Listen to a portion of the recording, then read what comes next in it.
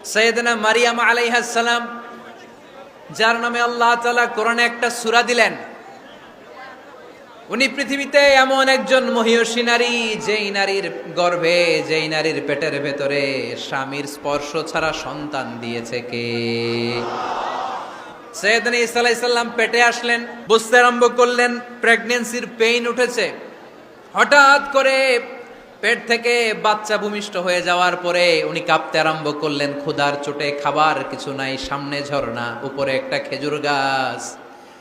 সাইয়েদনা ঈসা আলাইহিস সালামকে কোলে নিয়ে মারিয়াম আলাইহিস সালাম মনে মনে ভাবে, হায় রে, কেউ যদি একটু খেজুর পেড়ে দিত, এই ক্ষুধার মুহূর্তে আমি খেজুর খেয়ে পেটের ক্ষুধা নিবারণ করতাম।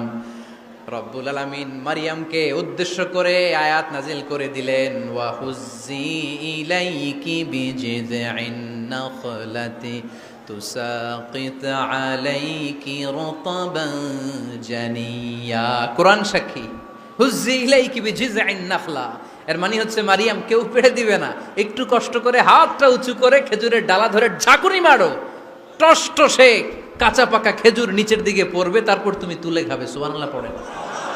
আল্লাহ চাইলে অটোমেটিক্যালি কারামাত হিসেবে খেজুরগুলো নিচে ফেলতে পারতেন না? কথা কোন? খেজুরগুলো অটোমেটিক্যালি নিচের দিকে পড়ছে? পড়ে নাই। আল্লাহ শিক্ষা দিয়েছে, যেই পরিস্থিতিতে থাকো না কেন, তোমাকে শ্রম ব্যয় করে, কষ্ট করে তোমার উপার্জন করতে হবে, রিজিকের বন্দোবস্ত করতে হবে। চিল্লায় বলেন ঠিক কিনা? ইসলাম আমাদেরকে এটাই